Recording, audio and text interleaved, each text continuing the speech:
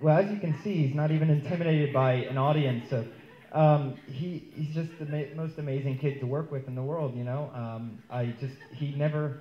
We had more heartache with our adult actors than him. And no, it's just there was one camera, and we didn't have the budget to shoot with more than one.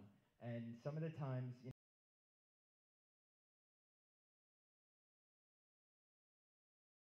yeah, lots of espresso and a ruined relationship with my ex. So yeah, that's how I do it. Yeah. But thank you very much. We all appreciate that. Thank you very much. Thank you very much for having us out here. Really beats for dialogue. We said you're going to have to express this idea. You're going to have to get this across by the end of the scene. And would you like to talk about that? I mean, usually. Sure. My name is Sean Baker. I'm the director of Prince of Broadway, a film about a West African immigrant who hustles and sells counterfeit goods in the wholesale district of Manhattan. One day, an ex-girlfriend comes and throws a child on his lap and says, "This is yours." So he has to deal with it. Well, I think it was positive. One guy came up to me afterwards and told me that my direction was so off and I didn't show the city right. And another woman came up and said she didn't like where I went in the end. So a lot of positivity. Jeez, I guess so. Oh my god. I really want to see I'll Come Running because I was in competition with I'll Come Running in Los Angeles. So I'd really love to see that film. I would like to see what's the one that's playing tonight? Mark Webber's film? Illicit Ills or something like that? Yeah, Explicit Ills. Explicit Ills. I would like to see that film. So I went in there and he thought I was an angel. So it was just like in there. So he thought that I would get this and it was a good role for me. So he called us and then I got the role. You were wonderful. Thank you. And I think those where I saw it, and I saw it 2 times. So it was a good film. Good film. Yeah. Was it hard to play this character? What was the hardest thing about playing it? Oh, you don't want to know. It will be when I had to hold my breath. I had to hold my breath in the coffin, and I had to hold my breath in the bed, which was really hard, so I had to take little breaths. I bet it was really hard to be floppy like that. Mm-hmm. So the director, Mark Webber, said to be like just like jelly. Instead of a wooden floor, yeah. Just like jelly. That's all. Yeah, it was fun. It was really fun. I hope I do another movie like that, but it's fun. Instead of dying.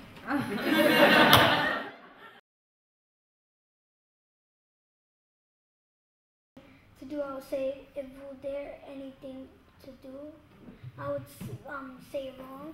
So then it's oh. Hey man. So, Hey. Thank you guys for waiting. what do you think I like that? No, you continue. Finish your thought. Sorry, I have one more question.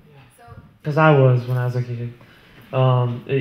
This film for me is it's a really personal story. In mine, like my mom bought me a pair of Reebok pumps in 1990 when they were like $150, and I wore them for about a month, and then gave them to a friend of mine who couldn't afford them at the time. Was very fortunate to meet Francisco in the audition process because he came in and just blew it away, man. He's the angel of the film. That's a beautiful choice. It was a really beautiful choice. Thank you. Put it on tape. But it's more about just trying to get each other to listen to each other. That was our big thing. I was trying to teach some of the younger kids, you know, including Francisco, is how to just be in the moment and listen.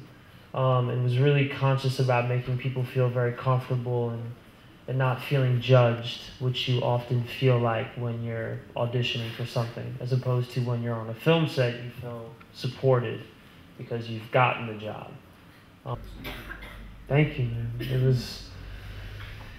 It was a lot of fun. It's a lot of fun to make films. It's a lot of hard work, but it's a lot of fun when you have, you know, I mean, I wasn't as talented when I was his age, you know, and he was a joy to be around, and everyone who worked on the film was, you know. Did you ever go to your mom like, wow, I'm working with a 7-year-old, you know, what if he cannot deliver this, what am I going to do? Yeah, I was like, every day, I was like, oh my God, this kid's such a pain in the ass. I'm like, God, learn your lines, man, for Christ's sake. No, I mean, literally, Francisco came into the room and was completely present. You see very often children who have stage moms, and the kids come in and they don't want to be there. They don't want to be actors or actresses. Francisco wants to be an actor, and that was very apparent. And I had no concerns really, you know, other than if we were going to make our day, you know. And he was extremely professional, and you know, we had to break a couple rules every now and then to keep him on set, to make our, you know, to make the days. And this kid was a trooper, man. He's I mean,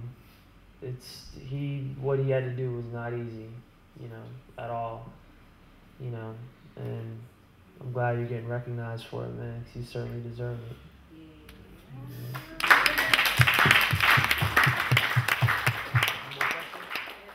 Yeah. We got a review in Variety, which was appalling, and I just want to mention that this guy is, I'm gonna curse, he's a fucking asshole, because there's a big misconception, right? You see it in Hollywood all the time with these studio films, right? Homeless person is like, you know, he's got the tattered clothes on, you know, and they put the mascara underneath the fingernails so his fingernails look dirty, and they put this makeup on his face so he looks like this bum. But that ain't really like how it is in the hood. You know what I'm saying? Like, most of the people in the hood that I know who are struggling, like, they got a brand new white tee on and a brand new pair of Nikes and a brand new pair of jeans, and that's all they got.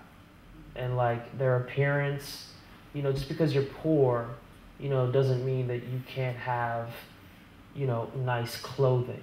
So I was criticized by this critic for having pretty looking poor people, and that just disgusted me, because, you know, a lot of the homeless people in this country that we're dealing with are the hidden homeless. You know, it's not the bum you see on the corner who's mentally ill, who has an addiction problem, who might frighten you or piss you off because he's like, give me a fucking $1. You know, there's like millions of people who are living paycheck to paycheck or one medical crisis away, who can't pay their rent and are sleeping on their friend's couch with their other girlfriend and her 5 kids. And technically she's homeless.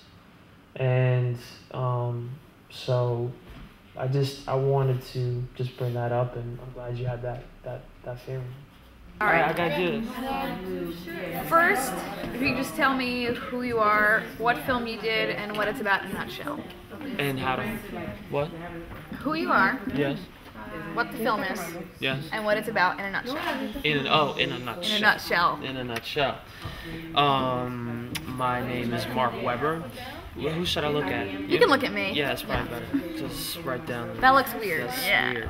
It's hard to do to break that wall. My name's Mark Weber, and I directed Explicit Ills, and it's a story about love and drugs and addiction and a socially conscious movement in Philadelphia, which is my hometown. Oh, about the festival and your experience with it. Wow, in 30 seconds. Go. Well, I feel like I just got here 30 seconds ago. That is true. Well, I mean, the history of Woodstock, you know, is amazing to someone of my age who's just 28. You know what I mean? It feels like, for me right now, the perfect fit for my film, and it feels like a real film festival.